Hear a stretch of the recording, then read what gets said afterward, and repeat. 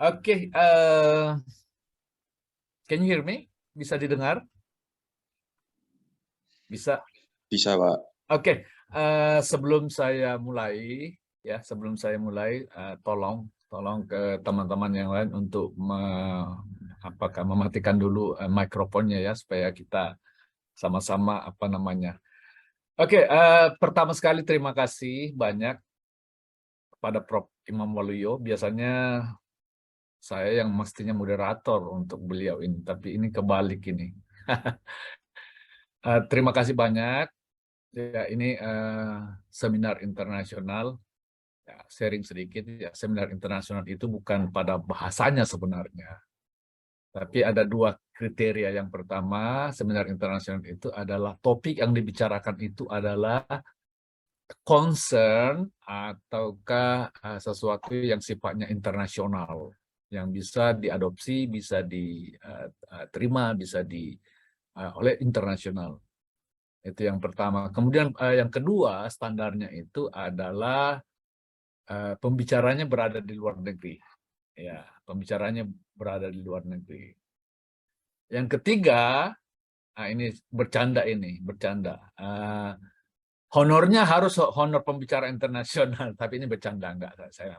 Saya sebenarnya enggak asing di IAB ya, Akademi Fisioterapi IAB di Yogyakarta, karena saya ajang profesor. Saya keluarga besar, salah satu anggota dari keluarga besar fisioterapi Akademi Fisioterapi Yogyakarta. Oke, saya mencoba untuk mengundang mahasiswa saya untuk masuk ke sini, tapi karena ini hari Minggu, hari Sabtu, hari libur, kemudian yang kedua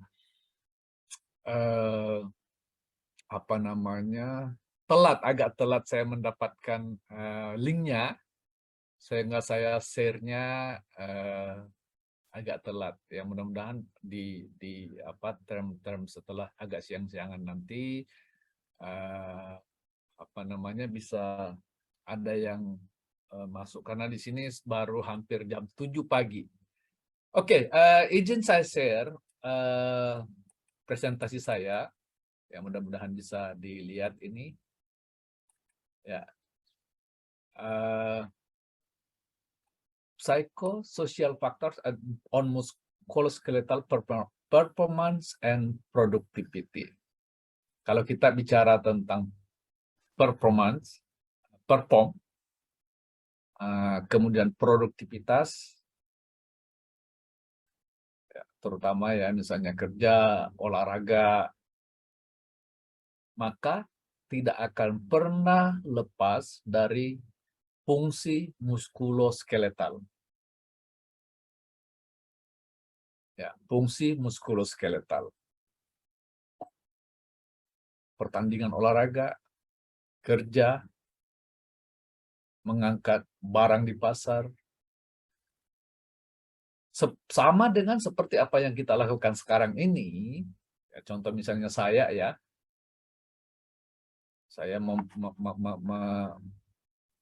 merubah-rubah presentasi PowerPoint presentasi ini, ya. Kemudian saya membuat presentasi itu tidak akan pernah terlepas dari muskuloskeletal. Hampir semua, bukan hampir semua, semua kegiatan yang kita lakukan, ya, yang sifatnya fisik, sangat dipengaruhi oleh faktor yang terkait dengan muskuloskeletal. Nah, selanjutnya muskuloskeletal ini sangat juga dipengaruhi oleh faktor psikologis. Faktor yang terkait dengan sosial. Ya. Contoh misalnya ya, kalau saya lagi depresi, performance saya dan produktivitas saya itu tidak akan sama kalau misalnya kondisi psikologis saya bagus. Ya. Slide-nya Pak Arsad minta tolong. Ya, belum slide. Ya? Belum. Ya. Bentar, saya ulangi lagi. Oke. Kalau ini bisa kelihatan Prof Imam? Bisa kelihatan ini? Halo? Ya, sudah kelihatan. Ya. Ya. Ya. Jadi saya ulangi bahwa performance, produktivitas terkait, kalau saya boleh mengatakan bahwa 100,1% terkait dengan muskuloskeletal. Tapi performance dan produktivitas tidak hanya terkait dengan muskuloskeletal, terkait juga dengan faktor psikologis. Ya, misalnya contoh ya, kalau saya uring-uringan, saya lagi marah, atau saya lagi depresi, maka performance dan produktivitas saya, produktivitas saya itu pasti akan menurun. Ya. Tidak akan sebaik dengan apabila psikologis saya, situasi, kondisi psikologis saya itu bagus. Sama halnya dengan faktor sosial. Kalau saya lagi bertengkar dengan Prof. Imam Waluyo, misalnya Prof. Imam Waluyo konsultan di IAB. Saya dosennya, saya ajang profesornya di IAB. Saya nggak enak hati, ada hubungan sosial komunikasi yang nggak bagus dengan Prof. Imam, tentu performa dan produktivitas saya sangat menurun. Nah, saya kira teman-teman fisioterapi dan semua, ya, semua profesi kesehatan betul-betul memperhatikan aspek muskuloskeletal dan performance terkait dengan performance dan productivity dan sekali lagi ini yang kadang-kadang kelupa faktor psikologis faktor psikologis yang terkait dengan performance dan productivity. Kalau kita bicara lebih dalam lagi, maka itu akan berpengaruh terhadap elemen-elemen yang ada dalam tubuh kita, termasuk misalnya neurotransmitter. Saya kasih contoh sederhana ya. Apabila kita depresi, seperti saya jelaskan tadi, depresi itu akan mempengaruhi performance. Ya. Nah, kalau kita depresi maka terjadi penurunan neurotransmitter serotonin di otak, di tubuh kita lah ya, terjadi penurunan. Nah, apabila penurunan itu terjadi serotonin maka akan mempengaruhi proses aktin miosin, kalau saya nggak salah ya, proses yang otot itu aktin miosin di otot. Sehingga kalau kita depresi maka kita jadi loyo, lemah, lesu, lelah dan sebagainya. Ya. Jadi tolong kepada sahabat-sahabat saya semua, senior-senior saya dan adinda-adinda saya, mungkin sekarang dirubah mindset-nya ya, terutama fisioterapis, bahwa ada faktor psikososial yang juga berpengaruh terhadap kemampuan muskuloskeletal. Ya. Dan ini kedua-duanya, psikososial dan muskuloskeletal, sangat erat kaitannya dengan kemampuan performa dan hasil dari produktivitas. Oke, let me continue. Ya.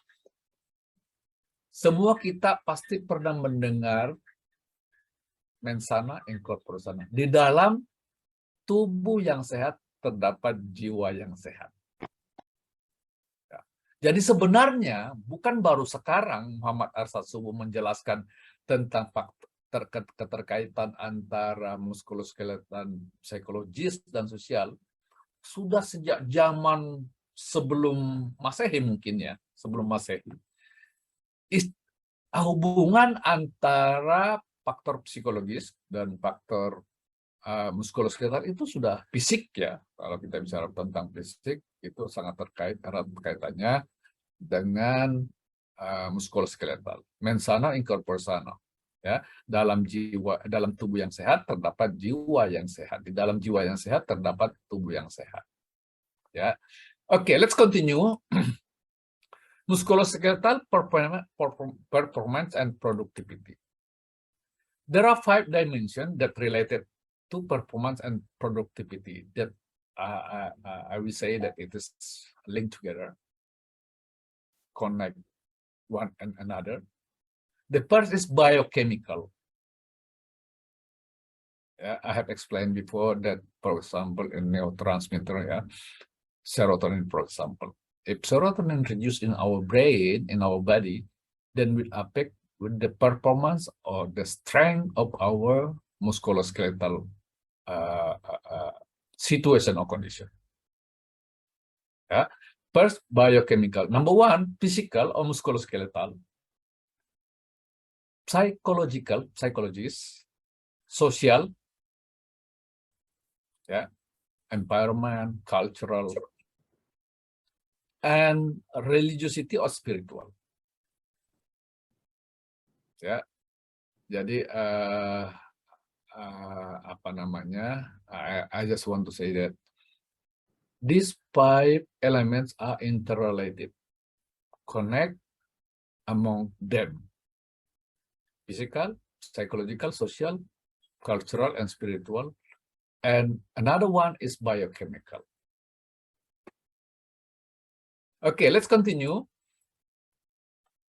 Yeah, I don't want to go in depth about musculoskeletal performance and especially definition. We all know what is musculoskeletal, yeah. But let me just remind a little bit that musculoskeletal is related to flexibility, sendi, ya. Otot, ya. Kalau kita bicara tentang sendi, that's mean we talk about tulang, ya, tulang. Kekuatan otot, daya tahan otot. Musculoskeletal is related to bones and what is it called?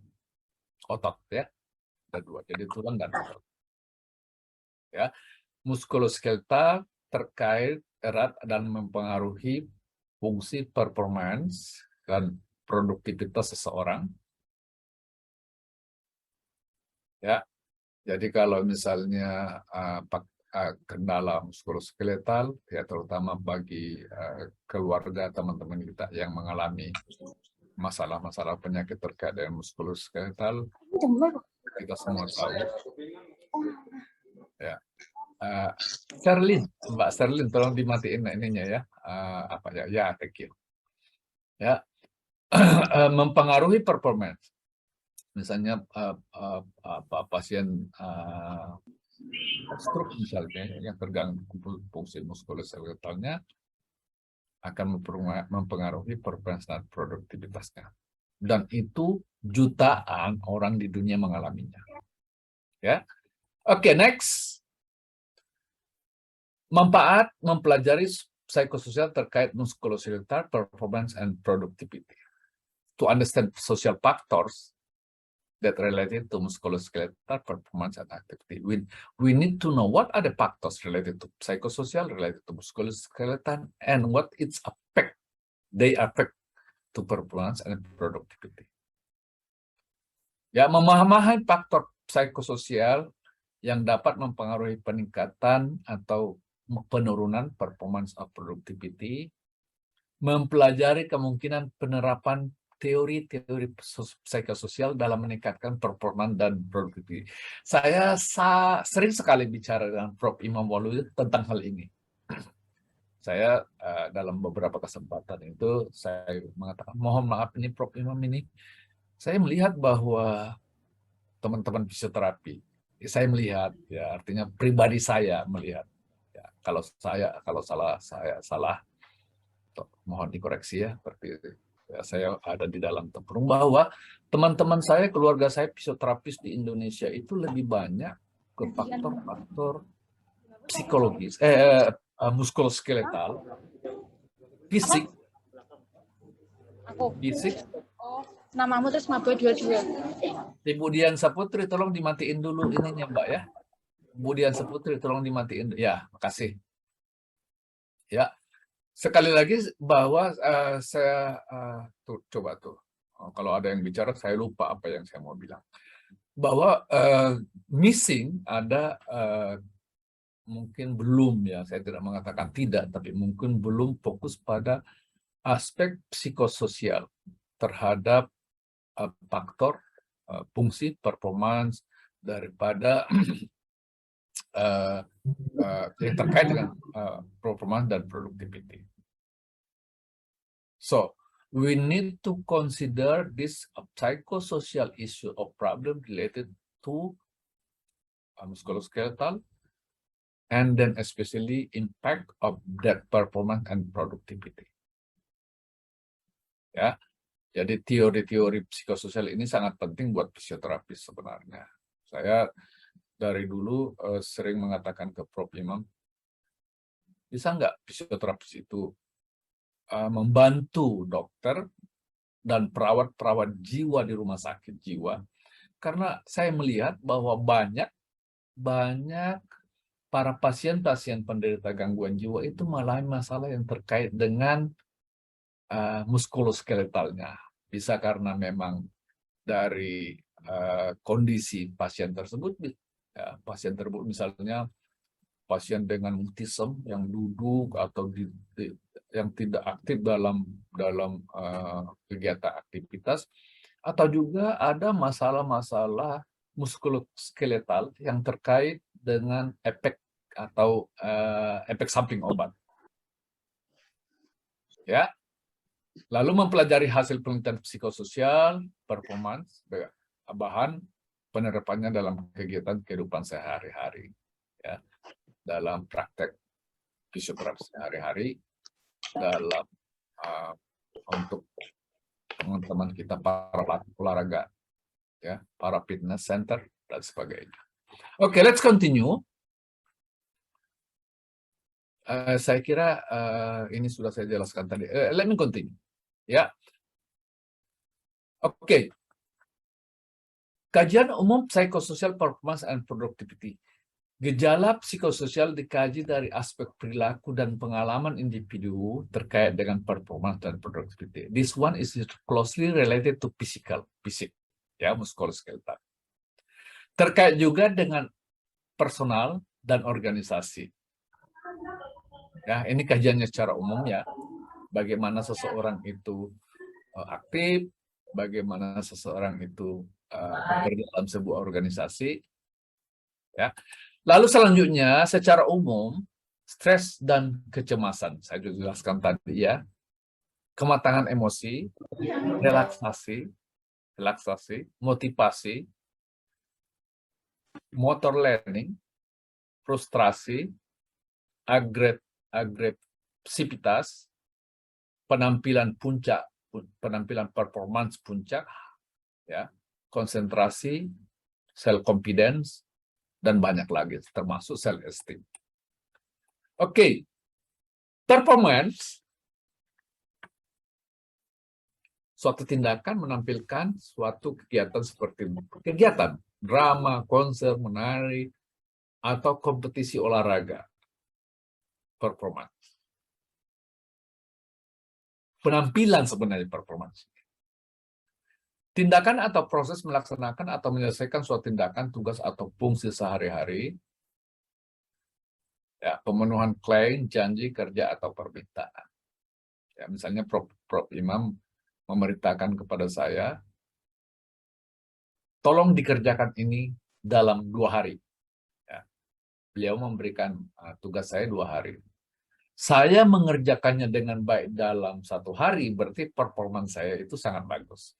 Dan dalam membuat tugas tadi itu, muskuloskeletal dan psikologis, sosial, faktor sosial sangat mempengaruhi. Ya.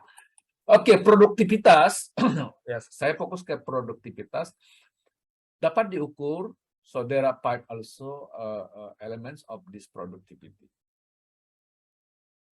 Ya.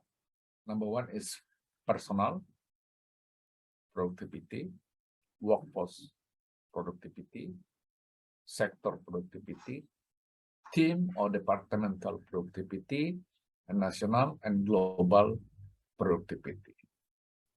Kita tidak bisa menghasilkan produk yang bagus apabila faktor psikologis kita, psikososial kita, ada masalah di aspek muskuloskeletal kita, sehingga mempengaruhi produktivitas pribadi, personal productivity, mempengaruhi workforce personality, productivity, mempengaruhi sektor, tim, departemen, nasional dan global. Ya, jadi productivity ini sangat erat kaitannya dengan pribadi, workforce, sektor, departemen, dan global. Let's continue one by one, okay? Produktivitas pribadi menggambarkan seberapa banyak yang dapat dicapai oleh individu setiap hari dalam kehidupan pribadi mereka di tempat kerja. Ya. Ada di antara kita yang masuk jam 7, pulang jam 5, jadi selesai 3 manuskrip untuk publikasi. Ada di antara kita masuk jam 8, jam 7, sampai jam 5, selesai 1 silabus atau RPS. Ada yang kita datang di tempat kerja kita mulai jam 8 sampai jam 5, cerita dengan teman-teman. Ada juga di antara kita datang jam 8, jam 10, 11, 12, tidur dulu. Jadi produktivitas pribadi. Oke, next, workforce productivity. Ini terkait dengan produktivitas tenaga kerja. Semua individu tenaga kerja dalam sebuah organisasi. Nah, ini saling mempengaruhi ya, saling mempengaruhi. Kalau misalnya sebagai contoh, kalau misalnya di dalam sebuah organisasi itu semua aktif, motivasinya sangat tinggi, maka saya bisa meyakini bahwa produktivitas organisasi ini akan juga maksimal. Sebaliknya, kalau ada di antara kita yang motivasinya rendah, itu akan mempengaruhi teman-teman atau orang-orang lain. Sektor produktivitas agregat perusahaan dalam suatu industri atau organisasi, ya, yang merupakan ekspresi dari produktivitas sektor tersebut. Nah, ini dalam organisasi secara luas ya. Ya, contoh misalnya dalam sebuah universitas, ada universitas yang aktif, ada fakultas yang aktif, ada fakultas yang ya, agak lemot-lemot sedikit. Ada juga fakultas yang seperti kura-kura jalannya.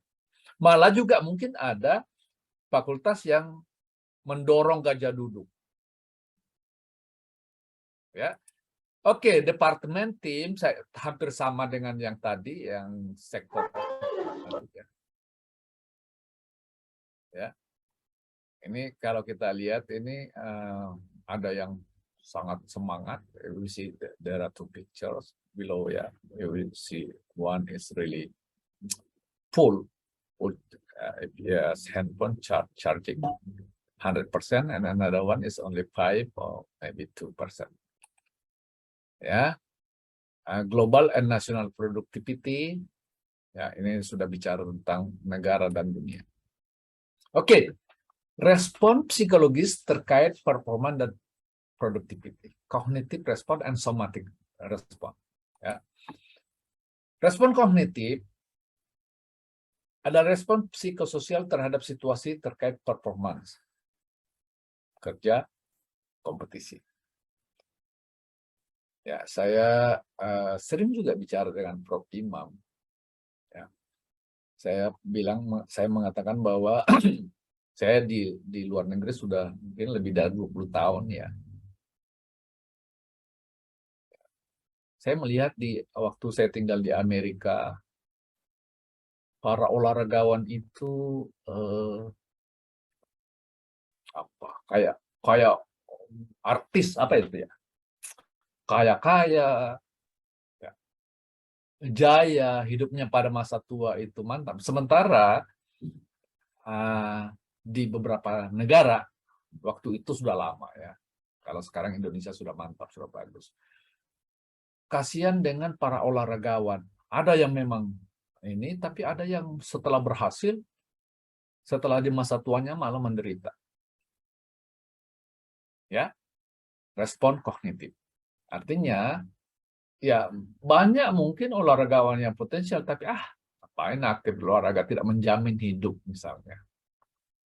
Ya, oke. Another respon kognitif related to pikiran yang dialami seseorang dalam situasi terkait situasi mental seperti stres, harapan negatif, kekhawatiran tentang kinerja atau prestasi yang tidak maksimal. Ya, saya mungkin memberikan satu contoh ya, satu contoh. Nanti Prof Imam tolong waktunya kalau misalnya ini saya agak balap-balap ya. Saya kasih contoh misalnya. Saya waktu masih kecil, saya kan hobi olahraga ya, hobi olahraga. Saya waktu masih kecil di Sulawesi sana, kalau saya bertanding di kampung saya, apalagi ada keluarga saya yang nonton, biasanya kami itu selalu menang. Tapi kalau kami bertanding di tempat lain, kok kami selalu kalah ya? Kenapa ya? Sama juga waktu saya masih di SMA, kalau saya bertanding di stadion di sekolah kami itu, waduh, jarang dan kami selalu menang. Tapi kalau kami bertanding di tempat lain, di SMA lain, kami umumnya kalah. Ya, apalagi kalau kita bertanding dulu ya, apalagi kalau ada cabi-cabian kita, pacar-pacar kita nonton di tribun itu, ya, kita semangatnya tinggi. Pada saat saya tua sekarang ini, baru saya paham benar bahwa performance saya waktu SMA, saya waktu masih terkait dengan faktor psikologis, terkait dengan faktor sosial. Ya, itu nanti pada kesempatan lain kalau ada waktu yang lain lagi kita bicara bagaimana faktor psikologi ini mempengaruhi. Kita bicara lebih dalam lagi pada momen yang akan datang terhadap kompetisi atau kinerja. Ya, respon somatik, performance dan productivity. Kalau kita contoh misalnya ya, respon somatik artinya respon tubuh soma, tubuh. Pada saat kita mau ujian aja, pada saat kita mau ujian itu, banyak di antara kita yang sering masuk keluar masuk WC. Ada yang keringatan. Ada yang menangis ketiaknya. Ada yang sakit perut.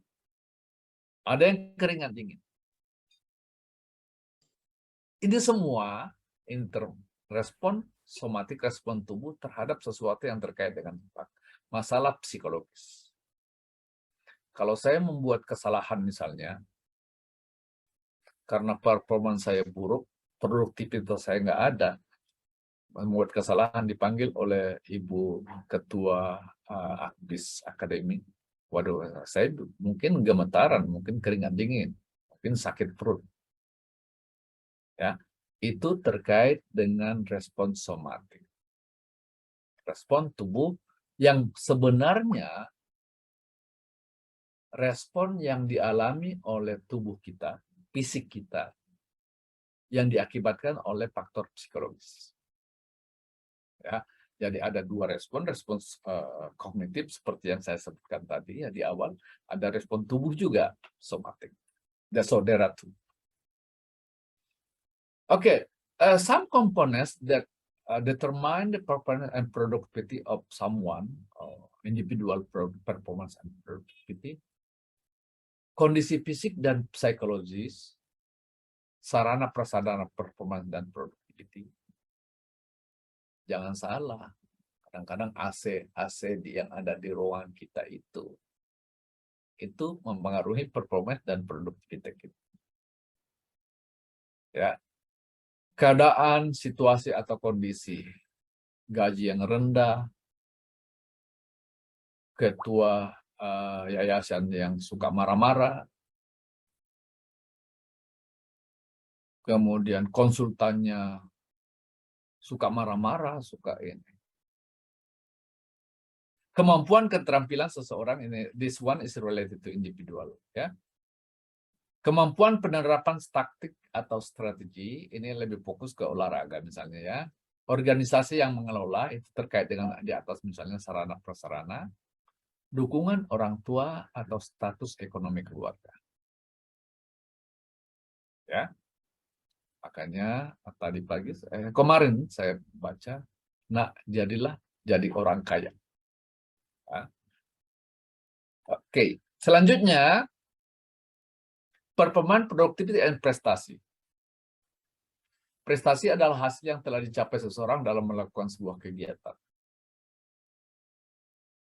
Ya, prestasi is mostly closely related to sport performance ya, olahraga ya. Untuk mencapai prestasi yang maksimal dibutuhkan pembinaan yang baik pada semua unsur pencapaian prestasi tersebut. Ini saya sekaligus juga mungkin rekomendasi saya dan masukan saya. Mohon maaf pada teman-teman ya yang bekerja sebagai pelatih olahraga ya, agar prestasi itu memperhatikan dua faktor itu, bukan cuma faktor fisik tapi juga faktor psikologis dan faktor sosial. Faktor psikososial dalam performa dan productivity saya sebenarnya sudah jelaskan dari awal tadi, tapi oke lah kita satu-satu ya. Motivasi dan semangat untuk bekerja atau berprestasi, stres, kecemasan, kemantapan emosi, keyakinan diri, goal setting, agresivitas atau keuletan, disiplin, percaya diri, dan kecerdasan. Nanti kalau misalnya saya dikasih waktu, kita nanti diskusikan. Kalau ada pertanyaan, kita diskusikan bersama ya. Masalah psikososial terkait dengan performance, productivity, faktor personal, organisasi, dan lingkungan. Tadi saya sudah jelaskan ya. Faktor personal, kepribadian, masalah keluarga, ketidakpastian ekonomi, berpikir negatif terhadap pencapaian yang diharapkan, persiapan individu menghadapi suatu kegiatan atau kompetisi. Ya, ini faktor personal. Banyak olahragawan yang karena tidak percaya diri, masalah confident, masalah psikososial rendah, ya, menggunakan doping untuk mencapai hasil yang maksimal. Oke, contoh misalnya. Faktor organisasi, tanggung jawab atau target yang berlebih. Saya yakin ini di YAB ini saat-saat ini, apalagi menjelang akreditasi, tanggung jawab dan target yang berlebih. Sehingga mungkin ya, ini contoh aja ya. Contoh, saya suka memberikan contoh YAB karena saya sudah satu keluarga, sudah anggota keluarga di YAB ini. Ya kalau misalnya teman-teman dikasih tanggung jawab, target yang berlebih, ya pasti ada faktor minimal stres lah. Minimal stres. Tuntutan, tugas, dan peran, masalah antar pribadi atau organisasi. Ya saya sudah jelaskan tadi ya, kita mau akreditasi misalnya untuk mencapai performance dan produktivitas yang bagus. Tapi saya ada masalah dengan Ibu Ketua YAB. Saya ada masalah dengan Prof. Imam Waluyo. Ya. Maka performance dan produktivitas saya jamin itu akan tidak maksimal seperti kalau hubungan saya dengan teman-teman, dengan ketua yayasan, ketua YAB, dan dengan Prof. Imam sebagai konsultan, bagus. Ya, oke lanjut.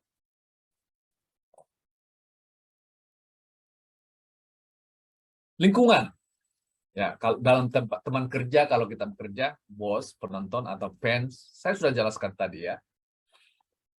Ketidakpastian, tuntutan orang lain, terlalu dituntut oleh konsultan, terlalu dituntut oleh ibu ketua atau penggemar dari olahraga, ketidakpastian situasi dan kondisi lingkungan.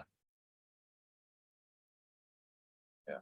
Apalagi kalau gaji tiap bulan, ya, terlalu banyak potongan misalnya. Contoh aja. Ya, itu mempengaruhi performa yang sebenarnya dari faktor psikologi. Ya, ya masalah psikososial dan performa dan produktivitas saya fokus ke satu hal ya, satu yang umum terjadi, stres. Ya, semua kita paham apa itu stres ya. Stres adalah sesuatu yang sebenarnya normal yang dialami oleh seseorang dalam kehidupan sehari-hari. Stres ini sangat erat kaitannya dengan performance dan produktivitas.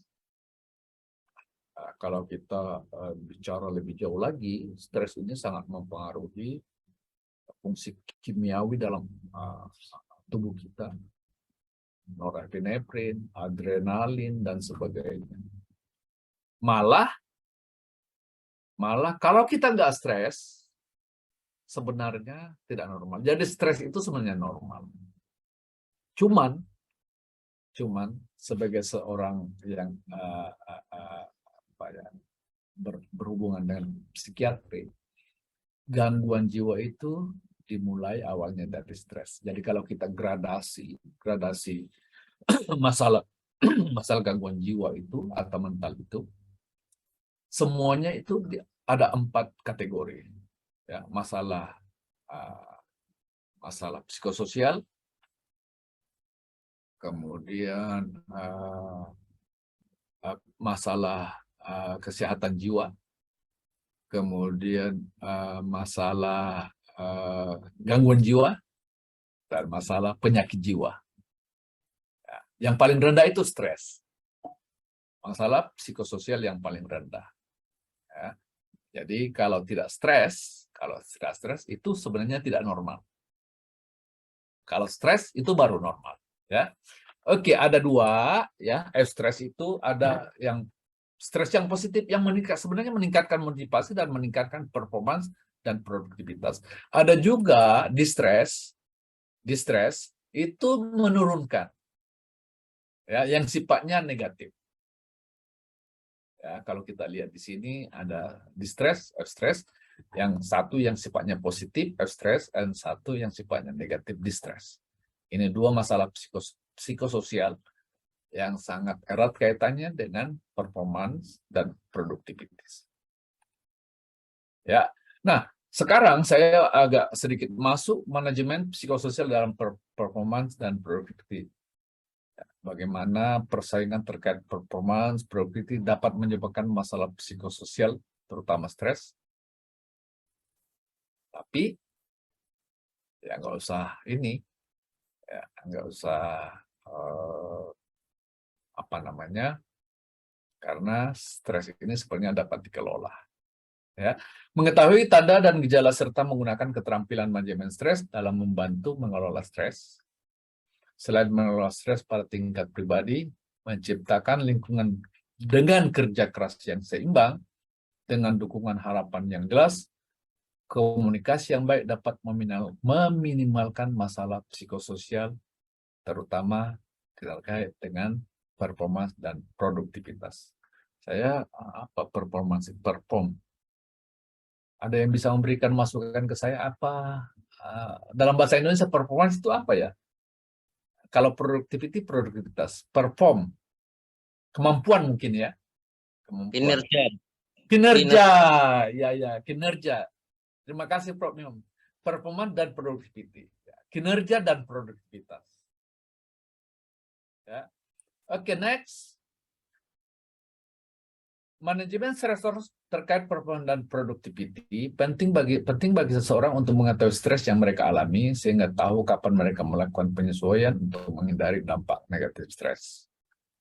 Hal ini dapat membimbing seseorang dan organisasi untuk menemukan teknik manajemen stres yang efektif dan efisien untuk memenuhi kebutuhan intervensi bagi mereka.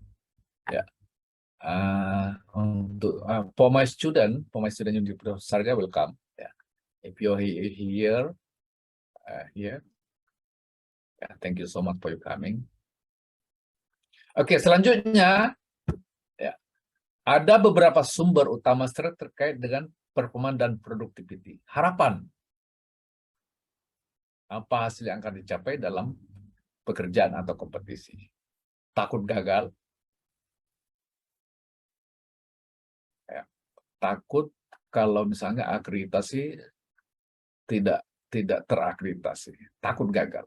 Marah atau emosional, frustasi, cedera, dan ketidaknyamanan. Ya.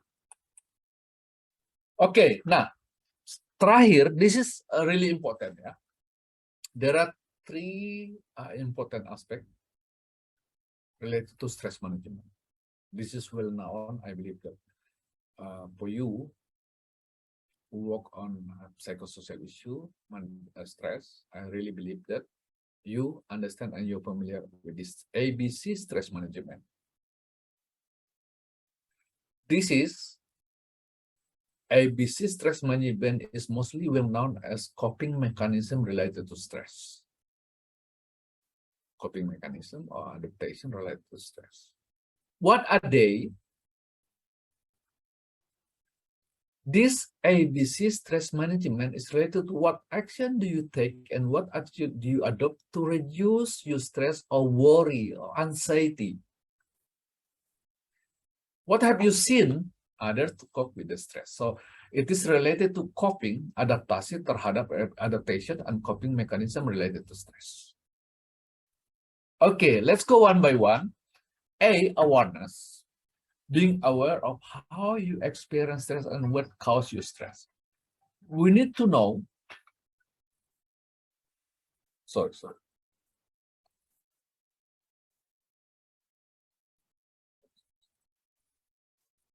Okay, sorry. Awareness, again, awareness, being aware of how you experience stress and what causes you stress.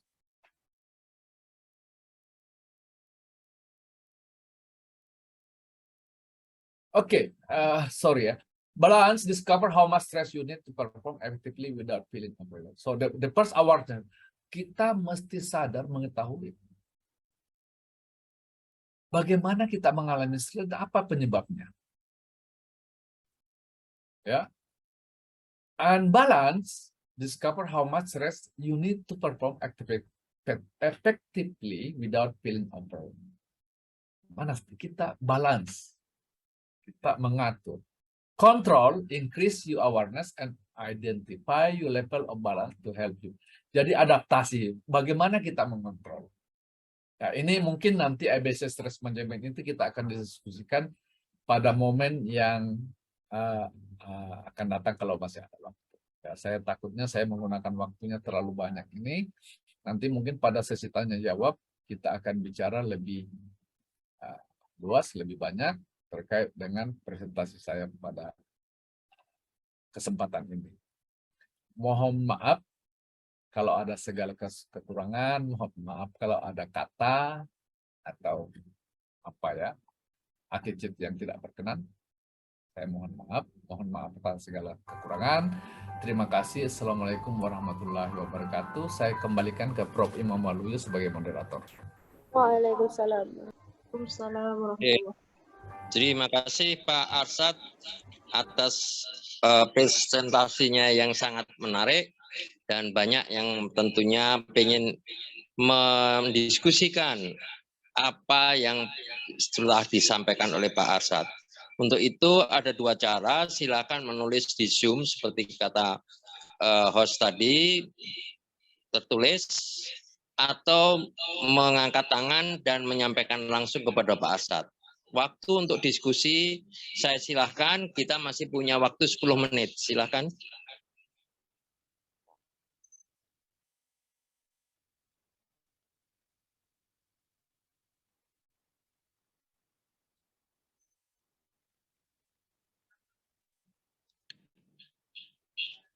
Dari Zoom kayaknya tidak ada yang bertanya, tetapi siapa tahu ada yang bertanya.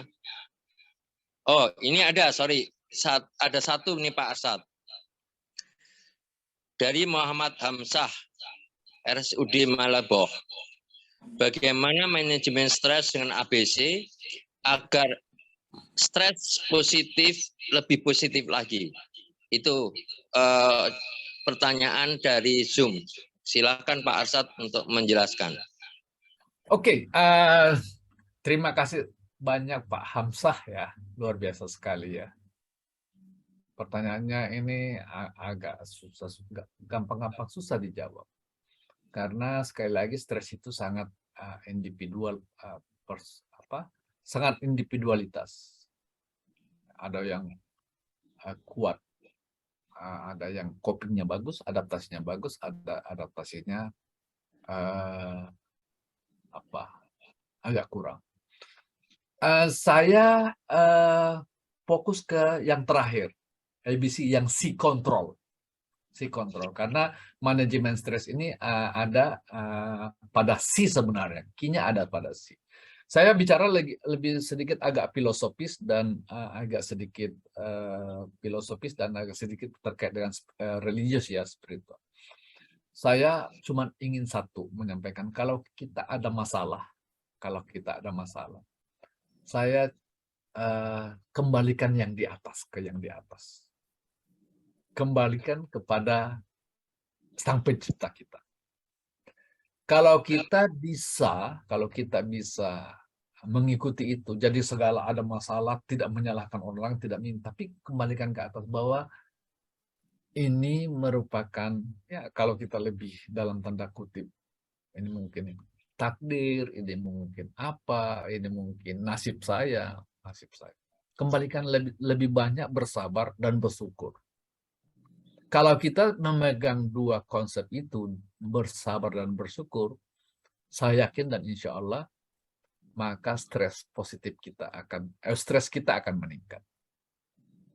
Sebaliknya, kalau ada sesuatu itu menyalahkan diri sendiri, menyalahkan orang lain, ya karena saya sering bicara dengan Pak Imam, Imam Maulwi, bahwa sebenarnya stres yang kita alami itu lebih banyak pada SMS. Ini agak di luar konteks sedikit. Apa itu SMS? Senang melihat orang susah, susah melihat orang senang.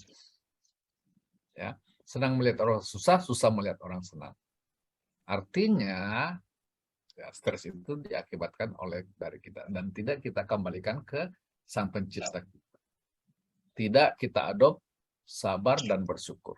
Saya kira itu jawaban saya yang lebih sedikit filosofis. Terima kasih banyak Pak Hamzah. Oke Pak Arsyad, masih ada 3 pertanyaan lagi. Saya akan coba rangkum. Pertama, kaitannya dengan pasien, yaitu osteoartritis, usia 60 tahun. Bagaimana caranya manajemen stres agar dapat diterapkan pada kasus ini? Dan ini terkait juga dengan pertanyaan berikutnya, bagaimana cara meningkatkan kepercayaan seorang atlet yang mengalami trauma pada cedera berat yang dialami. Biasanya pengaruh pada teknik karena takut akan mengalami cedera kembali. Itu 2 pertanyaan yang bisa saya rangkum. Nanti masih ada 2 lagi pertanyaan.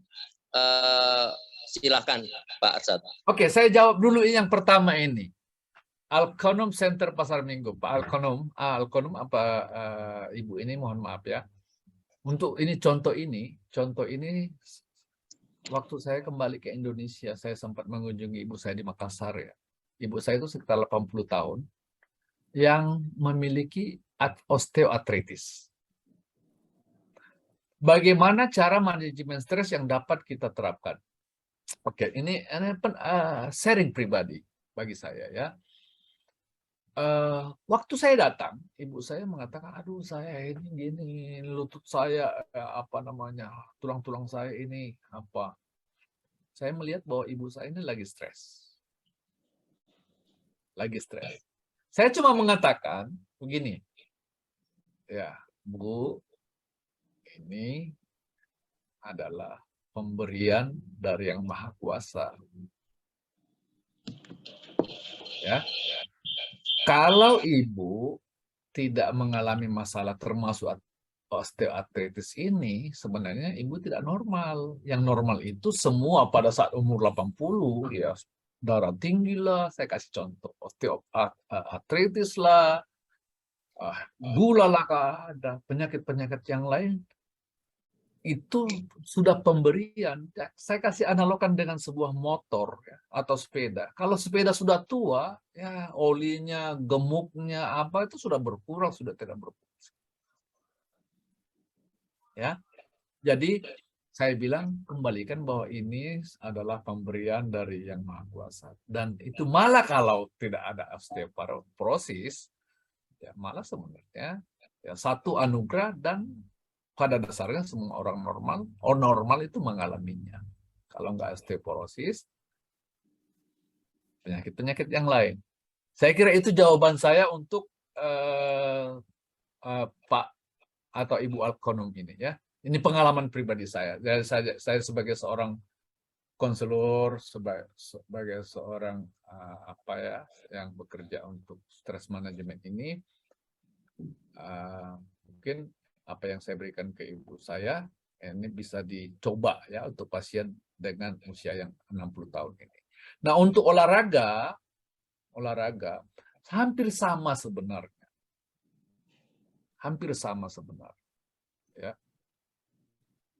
Bahwa cedera yang dialami itu kita kembalikan lagi. Lebih baik kita kalau stres ini kan sifatnya psikologis.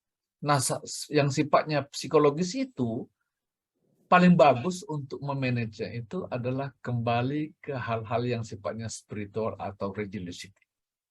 Itu paling efektif.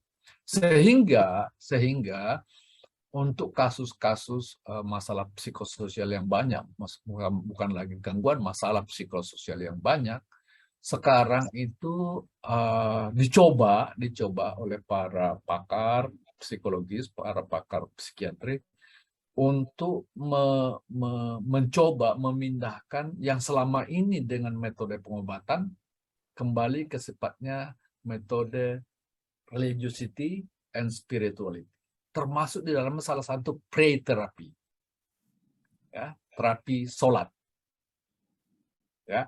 Jadi mungkin nanti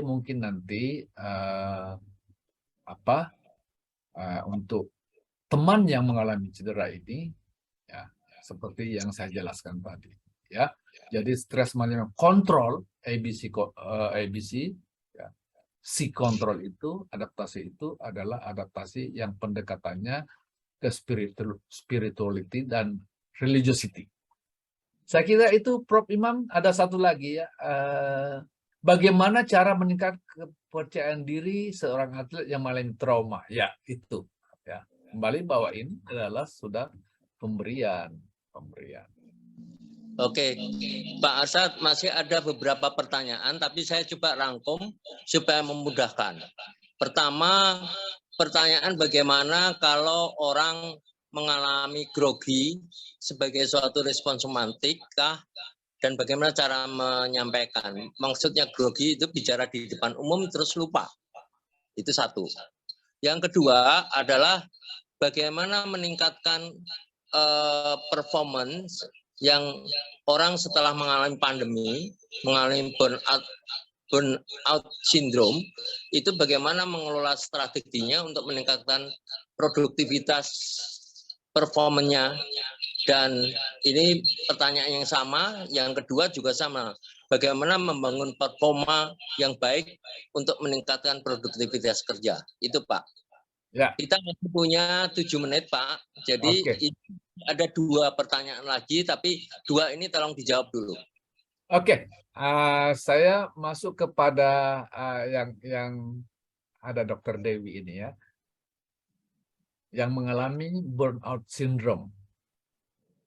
Ya, burnout syndrome ya. Jadi ya, saya kira hampir semua sama ya, Bu Dokter ya, Bu Dokter Dewi, hampir semua sama bahwa mengembalikan kepercayaan diri yang paling penting. Nah, untuk mengembalikan kepercayaan diri itu ya yang saya sudah jelaskan tadi, kita bawa ke filosofis yang sifatnya spirituality atau religiosity. Kemudian ada meningkatkan ya self confidence seseorang. Self confidence. Nah, self confidence ini sebenarnya butuh, kalau yang sifatnya personal, butuh counseling. Kalau konseling yang terkait dengan religiosity dan spirituality tadi, ya paling cocok adalah kita bawa ke imam, ustadz, pendeta, atau sebagainya. Ya, itu yang sifatnya spirituality dan religiosity perspektif. Ada untuk yang sifatnya personal, ya kita bawa ke profesional. Profesional dalam pengertian konselor, atau mungkin juga bantuan dari keluarga atau teman dekat. Sehingga bantuan teman dekat dan keluarga itu bisa meningkatkan performa seseorang. Banyak kesalahan yang kita lakukan apabila seseorang mengalami penurunan performa dan productivity, itu adalah memblame mereka, membuli mereka. Itu sesuatu yang sangat tidak efektif karena bukannya meningkatkan performance, tapi akan malah menurunkan performance. Itu yang tadi pertama Prof apa? Lupa saya tadi. Ya, kenapa? Performance, produktivitas. Ya, sudah saya jelaskan. Jadi satu, yang pertama, kalau pendekatannya ada dua ya. Pendekatan pertama itu adalah pendekatan religius. Kita kalau dalam Islam dan semua agama itu mengajarkan kepada kita hablum minallah, hablum minannas. Hablum minallah itu yang spirituality dan religiosity, berdoa atau membawa ke ahli agama untuk memberikan semacam konseling. Ya, bisa ke ustadz, bisa ke imam, kiai, bisa ke pendeta, bisa ke biksu dan sebagainya. Bisa juga yang sifatnya profesional, ke psikiatris, psikologis, ataukah mungkin teman atau keluarga. Itu sangat membantu sekali. Ya, saya kira ini yang jawaban saya. Terima kasih.